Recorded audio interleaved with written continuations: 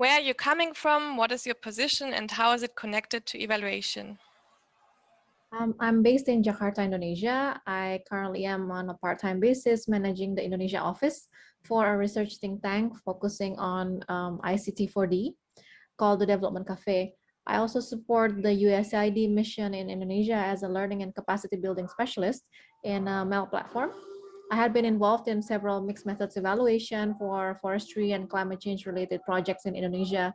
And I also support capacity building for evaluation methods for USAID mission in Indonesia. And what was your motivation or expectation for attending the workshop? Yeah, I think the development world is still at the fringes of fully comprehending and fully harnessing the power of big data and digital analytics. In the future, I think we will increasingly use big data and non-traditional M&E methods like digital analytics.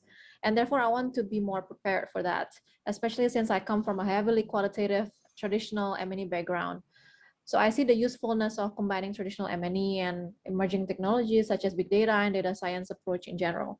So I would like to be able to understand how digital or big data can be processed and analyzed, and what sort of development related big data projects or evaluation exists, what tools and what methods can be used to analyze big data. And lastly, from this workshop, I hope to be more aware of further resources out there to take my learning to the next step.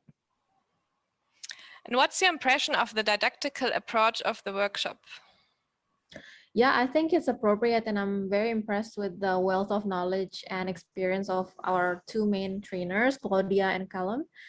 They answered most of our questions readily, and even if they don't know the answer, they would at least know where the resources where we can find more information about it. And it was not easy, I think, to give tutorials on something that some of us might have, varying skills. And I think they've done a marvelous job at it. Yeah. And the texted and tutorial, RStudio tutorials went very smooth, I think. Great. And finally, what was your highlight of the week?